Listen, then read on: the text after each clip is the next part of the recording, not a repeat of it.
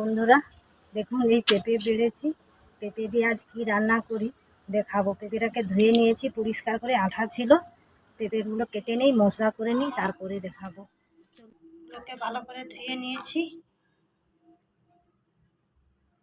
রসুন দিয়ে দিলাম,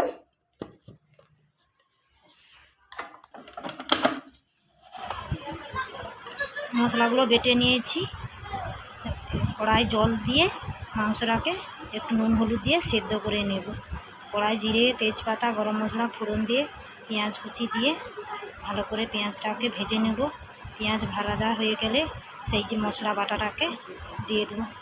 হলুদ গুঁড়ি, লঙ্কা গুঁড়ি, জিরে গুঁড়ো, ধনে গুঁড়ো, গরম মশলার গুঁড়ো ও গোলমরিচ গুঁড়ো দিয়ে ভালো করে কষতে থাকবো। ভালো করে কষতে কষতে যখন কষা হয়ে যাবে সেই সেদ্ধ করা মাংসটা দিয়ে দেব। করা মাংসটা দিয়ে ভালো করে কষে লবণ দিয়ে কষিয়ে নিয়ে প্রেসার কুকারে দিয়ে ভালো করে সেদ্ধ করে নেব।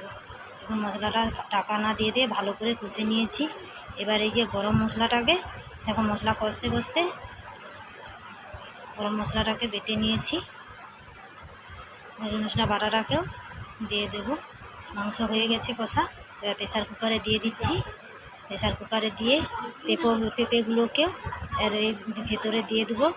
এবং আগে থেকে ভেজে রাখা যে আলুগুলো ছিল সেই ভেজে রাখা আলুগুলোকে দিয়ে দিলাম।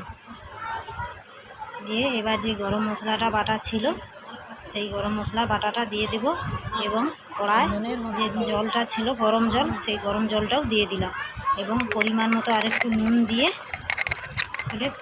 প্রেসার কুকারে ঢাকনা লাগিয়ে বসিয়ে দিয়েই 5টা সিটি মারলেই খুলে দেখব হয়ে গেছে।